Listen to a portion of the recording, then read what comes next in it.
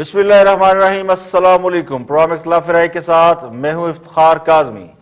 PDM की deadline गुजर गई, ना वजीर आजम इमरान खान का इस्तीफा आया, ना अपोजिशन ने असम्बलियों से इस्तीफे दिए, लेकिन खबरें गर्म हैं कि कुछ होने वाला है। इस्लामाबाद की फजा में सख्त कशीदगी पाई जाती है और कहा जा रहा है कि कोई बड़ी विकेट गिरने वाली है। हंगामी तौर पर होने वाली मुलाकातों ने इस तासुर को और मजबूत किया है कि मामला गड़बड़ है। इसका पस मंजर एक अहम शख्सियत के खिलाफ चलने वाली कंपेन बताई जाती है, लेकिन दूसरी तरफ अपोजिशन ने 31 जनवरी तक इस्तीफों की डेडलाइन दे रखी थी, लेकिन वो इस्तीफे नहीं आए और वजीर आजम की जानिब से भी इस्तीफा नहीं जमा कराया गया।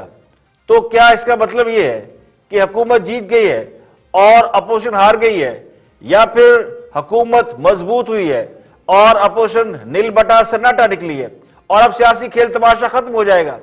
सवाल यह भी है कि क्या सियासी खेल खत्म हो गया है या मैच का फैसला हो गया है? तो हकीकत यह है कि हुआ नहीं है, मैच अब भी जारी है। अपोजिशन ने हुकूमत के खिलाफ ना तहरीक खत्म की है और ना ही असम्बलियों से इस्तीफे देने का ऑप्शन खत्म हुआ है, बल्कि सूरत हाल और ज्यादा पेचीदा और मुश्किल होती जा रही है। जो सियासी जमातें वजीर आजम को लॉन्ग मार्च, धरने और सड़कों पर एहतजाज करके घर भेजने के लिए मुश्किल, सबर आजमा और तकलीफ दे रास्ता इख्तियार करने पर आमादा थी, जिनके पास अभी भी असम्बलियों से इस्तीफे देने, एहतजाजी तहरीक चलाने और निजाम हुकूमत मफलूज करने समेत और भी कई ऑप्शन मौजूद हैं, अब वो असम्बली के अंदर से तब्दीली लाने के ऑप्शन को इस्तेमाल कर रहे हैं या इस्तेमाल करने पर गौर कर रहे हैं। तो इसका मतलब यह है कि कोई तो है जो ये चाहता है कि मैच का फैसला सड़कों पर ना हो और सड़कों की बजाय ये फैसला पार्लियामेंट के अंदर हो जाए। तो खान साहब के खिलाफ अगर तहरीक अदम एतमाद नाकाम होती है तो फिर वो तमाम ऑप्शन अपनी जगह मौजूद हैं जो कि इस्तेमाल करने के बाद हुकूमत को टफ टाइम दिया जा सकता है। तो जो लोग ये समझ रहे हैं कि 31 जनवरी की डेडलाइन गुजरने पर अगर वज़ीर आज़म का इस्तीफा नहीं आया और अपोजिशन भी असम्बलियों के अंदर मौजूद है तो इसका मतलब सत्ता ही खैर है, तो वो शदीद किस्म की गलत फहमी में मुब्तला है, बल्कि हालात पहले से ज्यादा मुश्किल होते जा रहे हैं।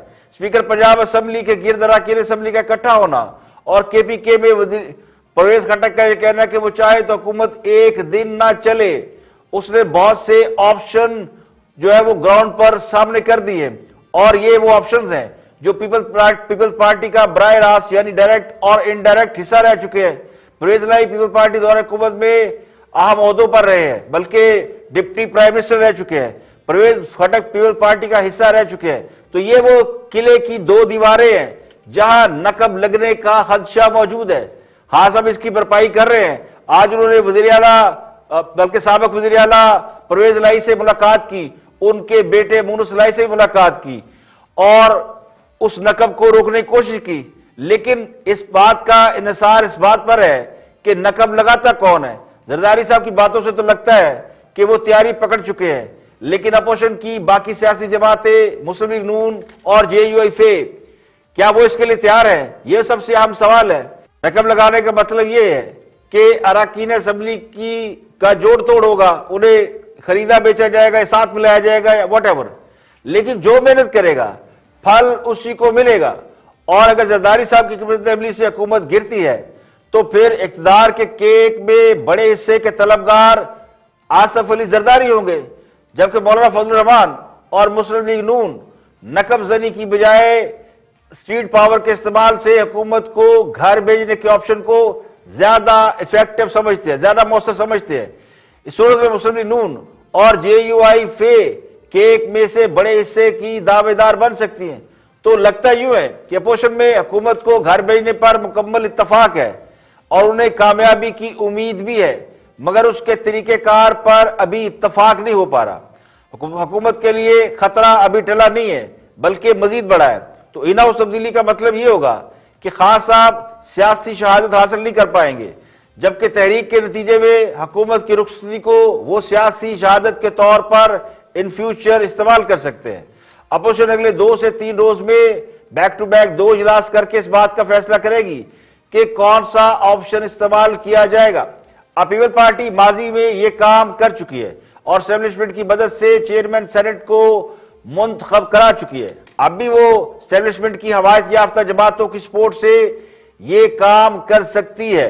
इतनी कैपेबिलिटी पीपल पार्टी में पाई जाती है, लेकिन उसके लिए शर्त यही है कि एस्टेब्लिशमेंट इस काम में उनकी मदद करे।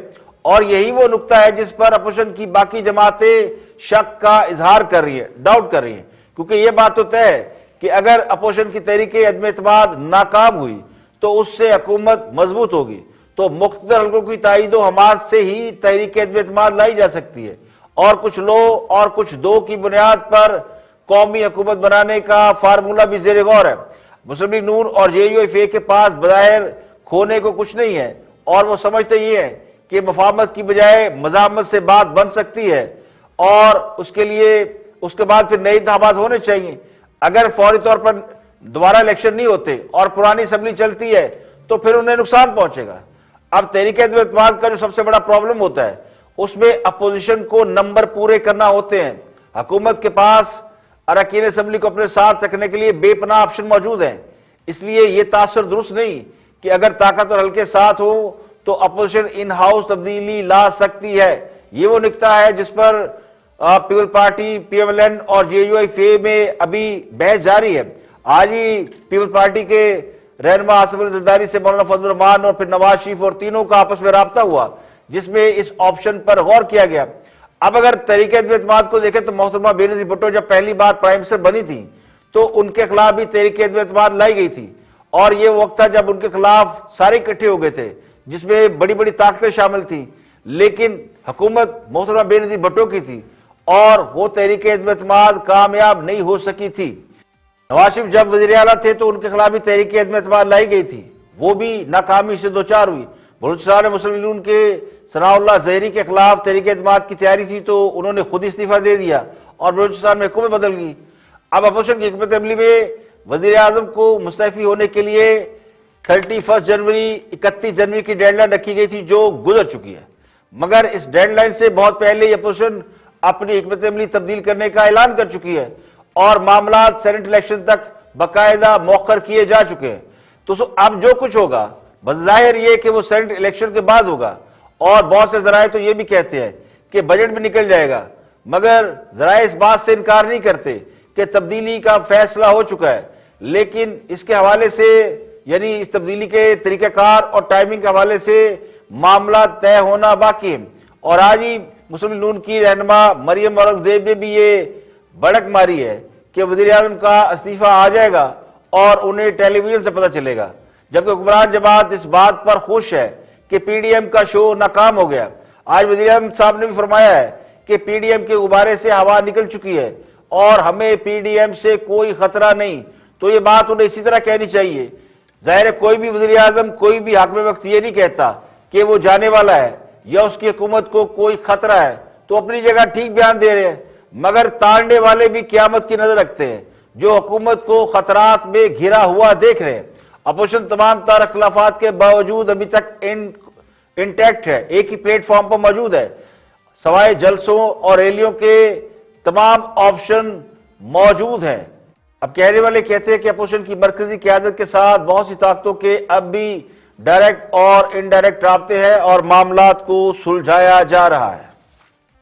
और अब एक और अहम खबर, प्राइम मिनिस्टर ने अवाम को कल ये खुशखबरी सुनाई है कि महंगाई कम तरीन सतह पर आ गई है। कीमतें आज उस सतह से भी नीचे हैं जो हमारी हुकूमत आते वक्त थी। तो गुजारिश ये कि खास साहब को चाहिए कि वो एक सर्वे करा लें, जहां हुकूमत इतने सर्वे अपने हक में कराती है तो एक असली सर्वे भी करा लें और जरा आवाम से पूछ लें कि उनका म्यार जिंदगी पहले से बेहतर हुआ है या इससे पहले बेहतर था। पहले घर का चूल्हा चलाना आसान था या अब आसान हो गया है। करप्शन पहले ज्यादा थी या अब ज्यादा है। तो आटे दाल का भाव मालूम हो जाएगा, पता चल जाएगा कि हकीकत क्या है। और हकीकत मालूम होने का मतलब यह नहीं होता कि खुदा ना खास्ता किसी की हुकूमत टूट जाएगी। अब हाँ सब पता नहीं कौन से मुल्क की बात कर रहे हैं जहां उनके नजदीक महंगाई कम हुई है। कम से कम अपने मुल्क में जहां हम लोग रहते हैं यहां तो महंगाई कम होती नजर नहीं आ रही, जहां सिर्फ एक माह में यानी पिछले 30 दिनों में पेट्रोल की कीमत में 3 बार इजाफा हुआ है। बिजली कीमत में तकरीबन राउंड फिगर ले ले तो 2 रुपए फी यूनिट इजाफा हुआ है। तो वहां अगर कोई ये बात करे कि महंगाई कम हो गई है तो वो और कुछ नहीं कर रहा, वो अवाम का दिल जला रहा है, उनके जख्मों पर नमक छिड़क रहा है। तो खास अब अगर महंगाई में कमी नहीं कर सकते तो कम से कम लोगों से महंगाई में कमी जैसे दावे का मजाक भी ना करें। अब पेट्रोल पिछले 1 महीने में 11 रुपए फी लीटर बढ़ने के बाद कौन सी चीज इस मुल्क में सस्ती हो सकती है? पेट्रोल को तो हमारे यहां कीमतों में इजाफे का एक पैमाना मान लिया गया है। पेट्रोल की कीमत बढ़े तो वो जो सफाई करने वाला होता है वो भी कहता है जी मेरे पैसे बढ़ाओ, पेट्रोल बंद गया है। तो सोने पर सुहागा ये कि पेट्रोल की कीमत जो पहले 1 महीने में चेंज होती थी अब वो महीने में ट्वाइस चेंज हो रही है, बल्कि वो आपको 3 बार पड़ जाती है, महीने के शुरू में, मिड में और आखिर में, तो 3 बार कीमत चेंज हो रही है। तो अगर सूरत हाल इस तरह की हो तो फिर कीमतों में इस्तेहकाम का सवाल ही पैदा नहीं होता। अब तो ये कहना भी बड़ा अजीब सा लगता है, ऑड सा लगता है कि आज फला चीज महंगी हो गई, आज मुर्गी महंगी हो गई, आज घी महंगा हो गया, फला की कीमत बढ़ गई, फला की। हैरानी उस दिन होती है जिस दिन आप दुकानदार के पास या किसी जगह कोई चीज खरीदने जाएं तो वो आपको कीमत बढ़ने की खबर ना दे। अब वज़ीर-ए-आज़म को महंगाई में कमी की खबर भी मुझे यूं लगता है कि उन्हीं लोगों ने दी होगी जिन्होंने उन्हें ट्रांसपेरेंसी इंटरनेशनल की रिपोर्ट में जो करप्शन में इजाफा हुआ उसको पिछली हुकूमतों के खाते में डालकर प्राइम मिनिस्टर को बताया था कि जनाब हमारी हुकूमत में तो करप्शन कम हुई है, ये तो पिछली हुकूमतों का डेटा है। तो बाद में पता चला कि रिपोर्ट दुरुस्त है, करप्शन इसी हुकूमत के दौर में बढ़ी है। तो लगता है कि फिर किसी वजीर या मशीर ने पिछले दौर हुकूमत की कोई रिपोर्ट निकाली है फाइल में से और वो वज़ीर-ए-आज़म साहब को प्रेजेंट कर दिया कि जनाब देखिए महंगाई नीचे जा रही है। अब वहां को डेट शायद लिखी नहीं होगी तो उन्हें यह भी याद नहीं है कि जब खास साहब खुद हुकूमत में आए थे तो उस वक्त भी महंगाई तकरीबन 5-6% थी। वो मुस्लिम लीग नून का जो आखिरी दौर हुकूमत था, आखिरी साल, जिसमें बड़ा इस मुल्क के अंदर गैर यकीनी कैफियत थी कि हुकूमत अब गई कि तब गई और अब्बासी साहब बाकी दिन गुजारेंगे कि नहीं गुजारेंगे, ये सारे माहौल में थोड़ी सी इन्फ्लेशन बढ़ी थी। लेकिन जो एवरेज उनकी इन्फ्लेशन थी वो तो 3 से 4% थी। और जब मौजूदा हुकूमत यानी खास साहब की हुकूमत आई तो ये बढ़कर 13.5% पर गई और अब भी ये 9 से 10% है। ये सरकारी इदादोशुमार है, जबकि लोग कहते हैं इससे भी ज्यादा है। तो साबका दौर हुकूमत में जो 4% पर रही वो आज 2 से 3 गुना ज्यादा बढ़ी है। अब करप्ट हुकूमत जिसे कहते हैं कि पिछली हुकूमतें करप्ट थी, बेईमान थी, पता नहीं क्या क्या था उस दौर हुकूमत में, तो उसका अगर आप तकाबली जायजा लें तो जो करप्ट हुकूमत का दौर था उसमें आटा 35 रुपए फी किलो था, तो ईमानदार हुकूमत के दौर में 70 से 80 रुपए किलो बिक रहा है। घी उस वक्त 120 रुपए किलो था, आज 260 रुपए है। चीनी 45 रुपए थी, आज 105 रुपए पे है और वो भी बिल्कुल पाउडर बना हुआ। बिजली, गैस, अद्वियात, कपड़े, क्रॉकरी, ट्रांसपोर्ट, घरों के किराए, ये सब, बल्कि कंस्ट्रक्शन, सीमेंट के दाम तो ये पहले से कई गुना ज्यादा बढ़ चुके हैं, दुगने तिगने हो चुके हैं। इस पर कोई कैसे कह सकता है कि महंगाई कम हुई है? तो फिर अगर कोई कहेगा जी महंगाई कम हो गई है तो लोग फिर इस बात को कहने में हक बजाने में कि हुकूमत होश में नहीं है या फिर इसके हवास काम नहीं कर रहे। यहां पे लेंगे एक ब्रेक और ब्रेक के बाद वापस आएंगे और भी हम मौजूद आपके साथ शेयर करेंगे। हमारे साथ रहिएगा।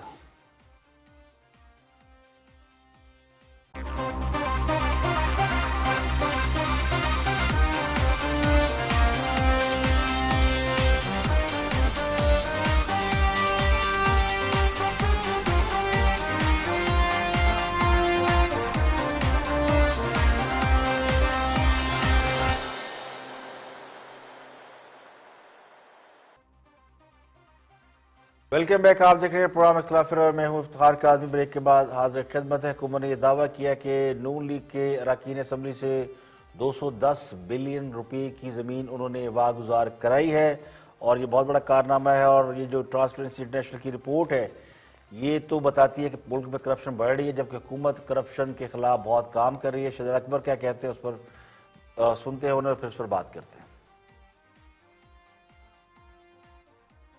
हाँ, आपने कहा कि 210 अरब रुपए हमने रिकवर किए, जिसमें से 24 अरब रुपए 36 नून लीग के सियासतदान ने उनकी तरफ से किए गए। इसका जवाब दिया और ये कहा है कि ये सिर्फ दबाव डालने की कोशिश है, सियासी विक्टिमाइजेशन है, हमारे लोगों की वफादारियां तब्दील करवाने की कोशिश है और इसमें कोई हकीकत नहीं है। ये जवाब आया है नून लीग की जानिब से।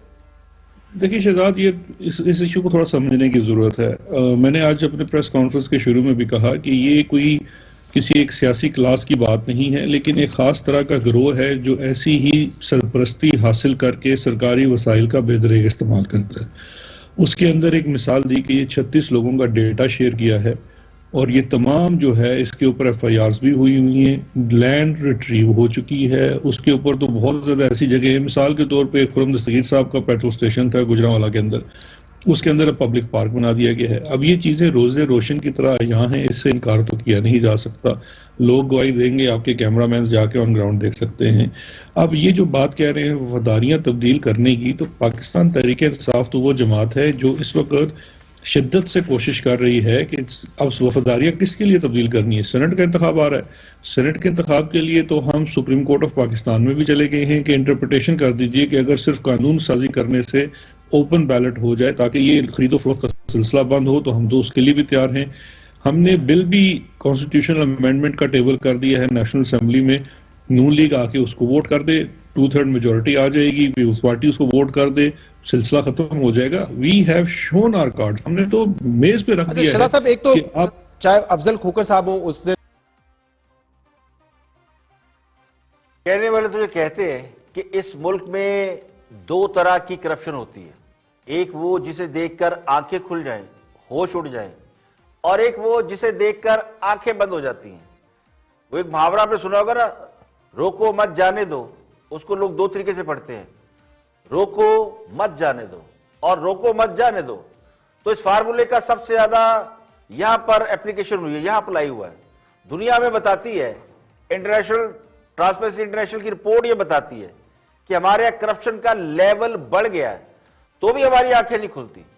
लेकिन वुज़रा और हुकूमती शख्सियात की अरबों रुपए के जो स्कैंडल सामने आते हैं, आटे का स्कैंडल, चीनी का स्कैंडल, घी का स्कैंडल, गंदम का स्कैंडल, अद्वियात का स्कैंडल, अरबों रुपए की करप्शन, तो उस पर आंखें बंद हो जाती हैं।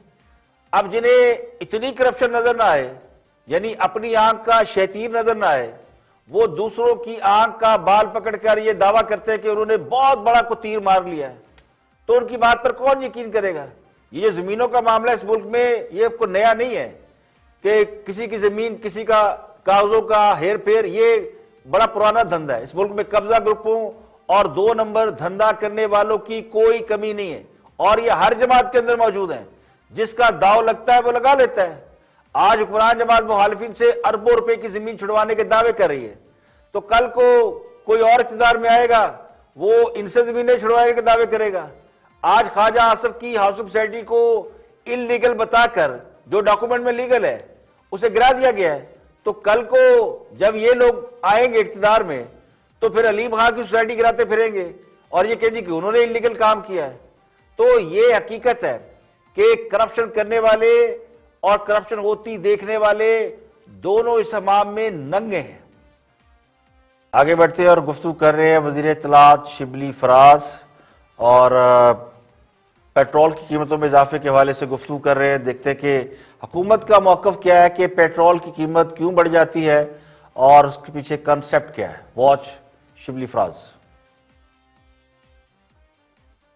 कि ऑयल इंपोर्ट ही होता है और जो ऑयल प्राइसेस इंटरनेशनली बढ़ती हैं तो उसकी हमें कीमतें बढ़ानी पड़ती हैं, बावजूद इसके कि हमने जो टैक्स की मद में, जो कि पहले था PDL, और उसको हमने कम करके, वरना फ़र्क तो ज़्यादा होना चाहिए था। क्योंकि अगर आपको याद हो, मैं ये पहली दफ़ा नहीं है कि इस तकरीबन अब 111 रुपये 90 पैसे कीमत हो गई है, तो ये पहली दफा नहीं है कि ये इस कीमतें इस सतह पे पहुंची हैं। लेकिन अगर आपको याद हो तो PML के जमाने में जबकि डॉलर 100 रुपए के लगभग था, तो उस वक्त उनकी प्राइस जो थी 113 रुपए मैं देख रही थी। तो उस लिहाज से अगर आप देखें तो उस लिहाज से अगर हम वही 2013 की बात भी करें तो 160-165 के करीब होना चाहिए था, लेकिन ऐसा नहीं है। So, आपका कंपैरिजन क्या PMLN के स्टाइल ऑफ गवर्नेंस से है या आपका कंपैरिजन आपके किए हुए ही वादों से है? बिकॉज उस वक्त खान साहब कहते थे ये कीमतें बढ़ती हैं, हुक्मरान चोर होते हैं, रिलीफ नहीं देते अवाम को, तो आपका अपने नारों से ही कंपैरिजन है ना। PMLN जो करती थी वो भी उनका जवाब वो खुद भुगतेंगे। नहीं, देखिए, जहां तक कि पेट्रोल की प्राइसेस का ताल्लुक है, वो तो आपको पता है कि ये इंटरनेशनल प्राइस होती है, ब्रांड की जो प्राइस होती है, जो तकरीबन 57 के करीब हो गई है। तो उस सिलसिले में तो ये क्लियर इंडिकेटर्स है। इसमें सिर्फ यही होता है कि जो आप पीडीएल है वो कितनी लगाते हैं और जो सेल्स टैक्स है वो तो है ही है। तो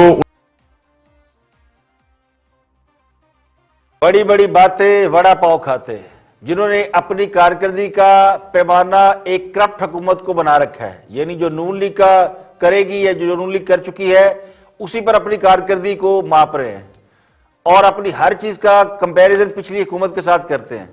नाकामी हो तो उनके खाते में डाल दें और थोड़ी सी अगर बेहतरी हो तो उसका क्रेडिट लेते फिरते हैं। तो जिनकी तान सिर्फ नवाज शरीफ और उनकी हुकूमत के गिर्द ही घूमती है, उन्हीं पर टूटती है, तो उनके नारे और वादे वो तो कब के हवा हो चुके हैं। अब खान साहब ने चंद रोज पहले ही ऐलान किया है, ये सबने सुना होगा कि वो अरकान असेंबली को 50-50 करोड़ रुपए देंगे। आज हुकूमत जी कह रही कि हमारे पास तो पैसे ही नहीं है, कैसे पेट्रोल सस्ता करें।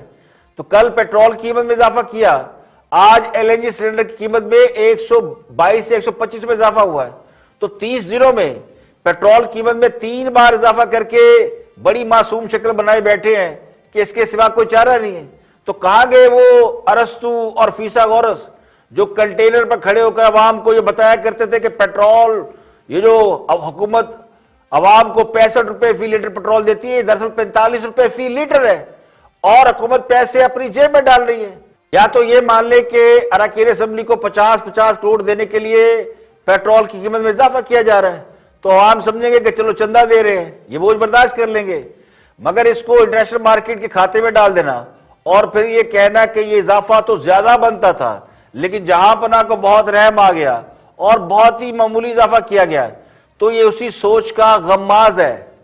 अगर थोड़ी अपनी मेमोरी को आप कॉल बैक करें, ये उसी सोच का गमाज है जिस सोच के तहत ये कहा गया था कि कोरोना की वजह से बंदे ज्यादा मरने चाहिए थे लेकिन कम मर रहे हैं। यहां पे लेंगे एक ब्रेक और ब्रेक के बाद जब वापस आएंगे और भी हम मौजूद आपके साथ शेयर करेंगे, हमारे साथ रहिएगा।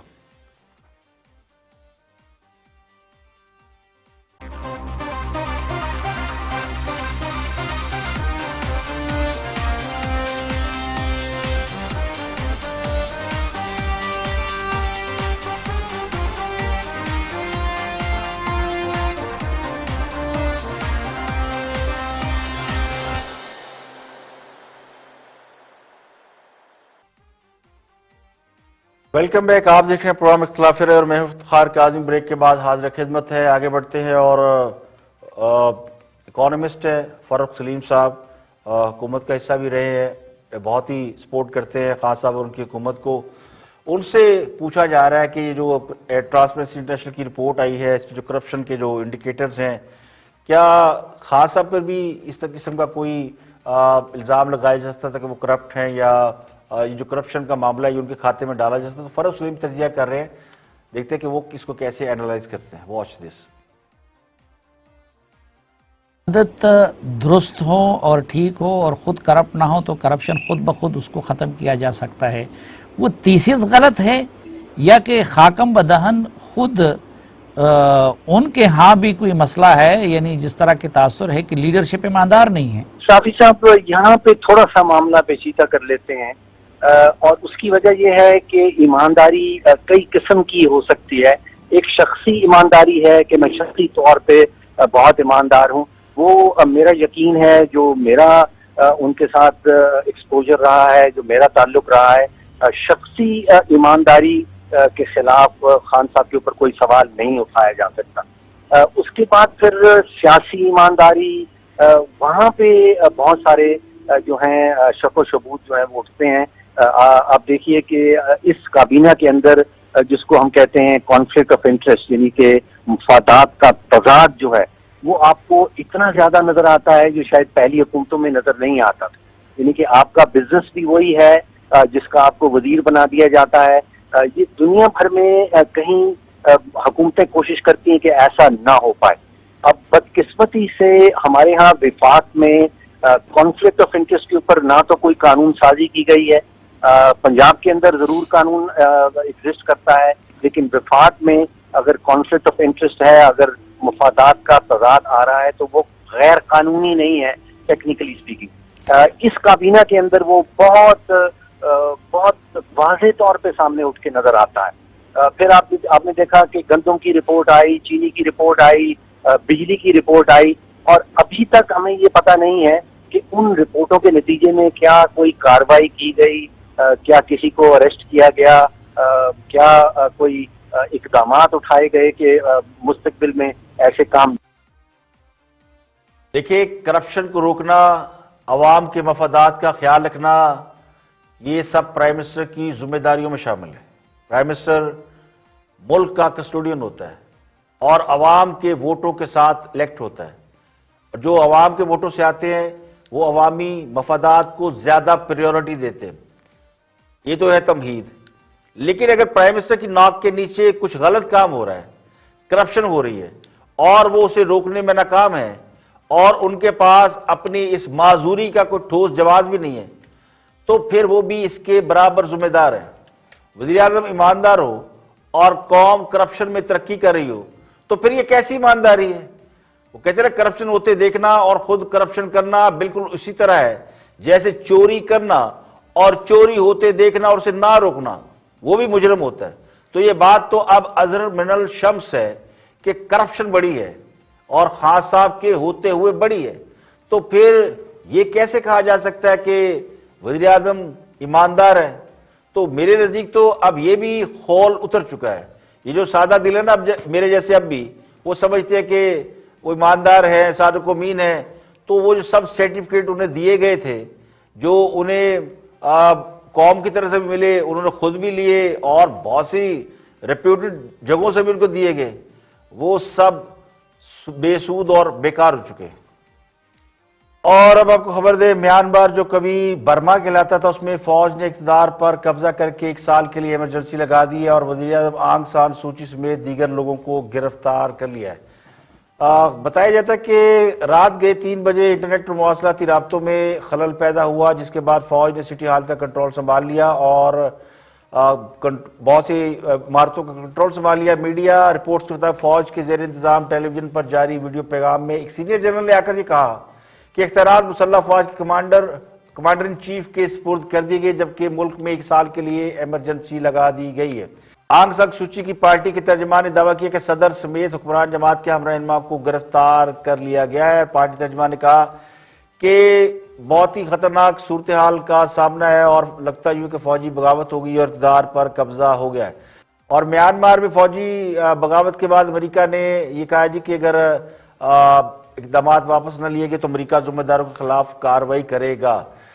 म्यांमार में सरकारी सरपरस्ती में बर्मा के मुसलमानों पर पिछले कुछ अरसे से शदीद मजालिम ढाए जा रहे थे और आंग सान सूची मुसलमानों पर होने वाले मजालिम की जिम्मेदार ठहराई जा रही थी, जिसके बाद उनसे कई अवार्ड भी वापस लिए गए। फिर इलेक्शन हुए जिसमें मुतनाज़ा इंतखाबी नताइज आए और आज फौज ने उनको बरतरफ करके गिरफ्तार कर लिया है। और वफाकी वज़ीर फवाद चौधरी की नाअहली के खिलाफ दरखास्त के हवाले से इस्लामाबाद हाई कोर्ट ने रिमार्क्स दिया कि अवामी नुमाइंदों की नाअहली की तमाम दरखास्तें यकजा करेंगे जिन पर हम एक ही बार फैसला देंगे। इस्लामाबाद हाई कोर्ट में जस्टिस अतमुल्लाह ने दरखास्त गुजार से कहा कि अदालत आपकी दरखास्त क्यों सुने, अवामी नुमाइंदों के खिलाफ दरखास्तों पर हमारा एक मुस्तकिल मौक़िफ़ रहा है जहां अवामी मफाद को ठेस पहुंचता हो। तो चीफ जस्टिस हाई कोर्ट ने कहा कि हमने ख्वाजा आसफ केस में नाअहली का फैसला दिया था, लेकिन सुप्रीम कोर्ट ने वही फैसला कालअदम करार दिया था। जब किसी अवामी नुमाइंदों को नाअहल करेंगे तो इसका नुकसान हल्के के अवाम को होता है। जो कुछ अदालतों के साथ हो रहा है, अदालतें क्यों अब ये मामलात को सुने। ये दरखास्त मारूफ टीवी एंकर समी इब्राहिम ने फवाद चौधरी के खिलाफ दायर कर रखी। उन्होंने अपनी दरखास्त में कहा कि जहां कानून की खिलाफ वर्जी हो तो फैसला अदालत को ही करना होता है।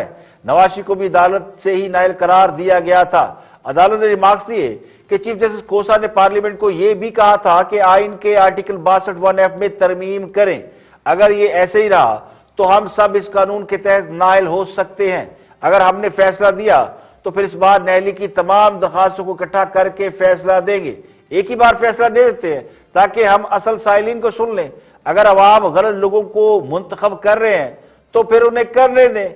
सियासी मामला के फैसलों से अदलिया पर असरात पड़ रहे हैं तो हमें अवाम के फैसलों पर एतबार है। अगर अहलियत और नाअहली के फैसले करने हैं तो अदालत से बाहर करें। वफाकी वजीर फवाद चौधरी केस की पैरवी के लिए खुद अदालत में पेश हुए। उन्होंने कहा कि ये ब्लैकमेलिंग का एक क्लासिक केस है, अदालत का काम है कि हमें ब्लैकमेलिंग से बचाए। समी इब्राहिम की दरखास्त खरजाने के साथ खारिज की जाए। ये कोई तरीका नहीं कि पहले कोई ब्लैकमेल करे और फिर पैसे मांगे। चीफ जस्टिस अतमुल्लाह ने फवाद चौधरी से कहा कि हमें बताया जाए कि सोशल मीडिया पर जजों को गालियां दी जा रही है। सियासी कायदीन चाहें तो गाली का ये कल्चर बदल सकता है। जो ब्लैकमेलिंग का कल्चर आप हमें बता रहे हैं उसे तब्दील भी आप ही कर सकते हैं। हम इस ब्लैकमेलिंग के कल्चर के खिलाफ खड़े हैं। इस्लामाबाद हाईकोर्ट ने बड़ा फैसला करते हुए रजिस्ट्रार ऑफिस को हुक्म दिया कि तमाम दरखास्तें, यानी जिन अरकान असम्बली के खिलाफ दरखास्तें आई है नाइली के लिए, वो सब इकट्ठी करे और उन पर एक ही बार फैसला करेंगे और सबको एक ही बार सुनकर फैसला करेंगे। तो तमाम दरखास्तों के लिए 9 मार्च की तारीख जो है वो मुकर्रर की गई। कोर्ट ने कहा कि मुआशरे की अखलाकियात खत्म हो चुकी है, हम आने वाली नस्लों को इस कल्चर से तबाह कर रहे हैं। आज के लिए इतना ही, कल फिर हाजिर होंगे मजीद खबरों तबसो तजियों के साथ। प्रोग्राम इख्तिलाफ राय से इफ्तिखार काज़मी को इजाजत दें। अपना गिरदो नवा के लोगों का बहुत बहुत ख्याल रखिएगा।